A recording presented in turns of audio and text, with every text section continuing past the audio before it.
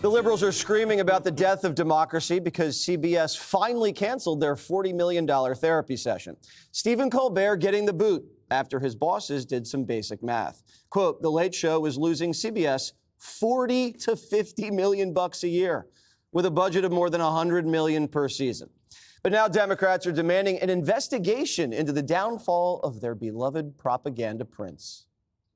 This has not been a great week for free speech and speaking truth to power. We are on the precipice of entering a censorship state. This is textbook authoritarian rule. Target your critic, centralize power in a few hands, intimidate through punishment or removal. And you know what that usually does? Shuts people the F up, okay? Simply not funny, but also really scary, right? And even if it's not quid pro quo, the idea of self-censorship. Before we get started, I just have to issue a clarification. I like Will Cain. I was kidding. I want him to stay at 4. Everyone's texting me what a jerk I am. All right. So this was a mathematic problem. Which one? You dumping on Will Cain? No. We love you, Will. Losing we all love $40 million every season. Well, it's interesting. You know, apparently the advertisers have been going away for a while, which is a problem. Doesn't matter what your numbers are. If the advertisers are fleeing, that's going to be an issue. But I thought it was interesting when sources were reporting that he gets no advertising. Late night is a tough spot, said a person with direct knowledge of CBS's decision. I'm looking at you, Greg, because this person says, quote, Colbert might be number one, but who watches late night TV anymore? I know who they watch. Yes, it's me. Sometimes on TV, too. Yeah. You're welcome to come to the show anytime you like. Thank you, darling. Thank and you. after the show, we can go for drinks. Okay. Okay. These people, they're people that were complaining. They're either so profoundly stupid or they're being deceptive because, like, Charlemagne, you're not a god when it comes to economics. They should be forget this political crap. They should be investigating Paramount. That's a publicly traded company that has a responsibility to make money. Why did they keep a show on the air that consistently lost tens of millions of dollars? That's the question. Did they do that so they could have access to certain powerful people that are invited on Colbert? I mean, you would not hide, if you were running a business, Charlemagne, and that person was in charge of your money and they were losing your money, would you keep them on or would you fire them? Or would you say, you know what, if I fire them, that's fascistic and authoritarian, so I'm going to keep them on? I mean, you could argue that fascism is behind every firing. They just love stuff that's subsidized. The libs think that the things that they like should be exempt from metrics of success, government programs, NPR, sanctuary cities. They saw Colbert as a government program. Sure, it costs millions and it sucks, but we feel good that it's on, even if we don't watch it. We're not even burdened by the cost. So that's fascist, even though they ignore other fascism. And you know what? I'll shut up after this. They can't handle losing one outlet of liberal indoctrination.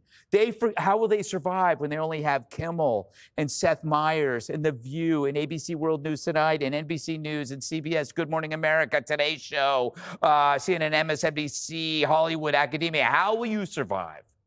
You know, the one interesting point Greg made there was only one, Katie, was that I would be interested in if Fallon is losing money or Kimmel is losing money too, because if you're a shareholder, why are you supporting a company that's knowingly losing money for years? They kept his show for so long and they're keeping it for another 6 months rather than saying it's over today because of his politics, not because he was liberal, because he was pushing a narrative that they liked, because he was using his platform to benefit the Democratic Party. I mean, the fact that all of these politicians now in Washington, D.C. are coming out in their indignation and demanding an investigation for the sake of censorship.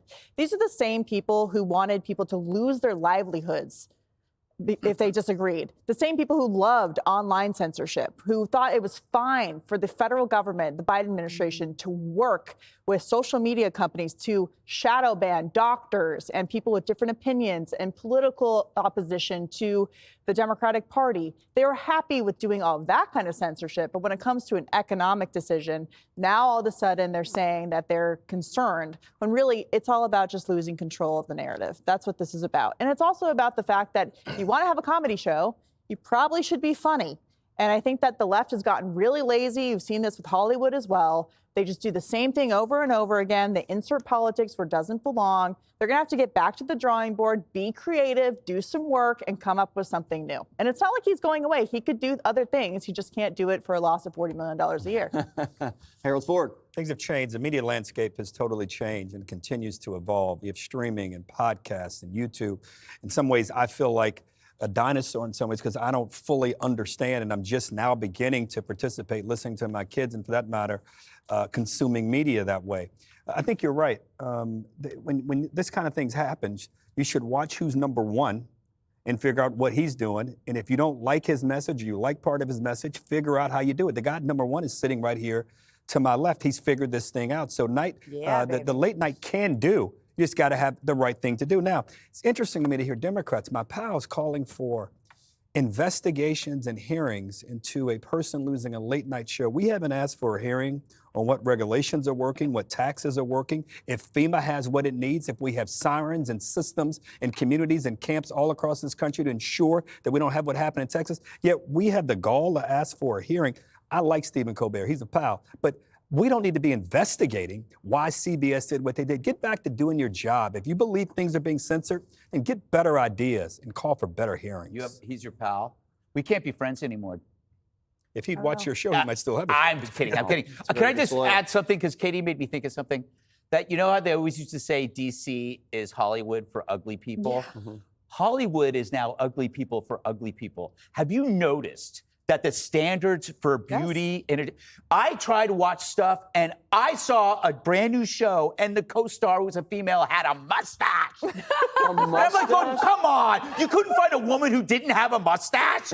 This is, but it is like, they've just given up. We don't need to be funny. Yep. We don't need to be well written. And we don't even need to be attractive. Yep. Make Hollywood hot again. Yes. There you go. You heard it here.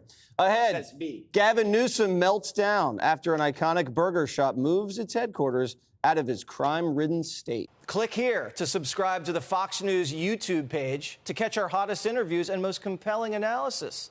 You won't get it anywhere else.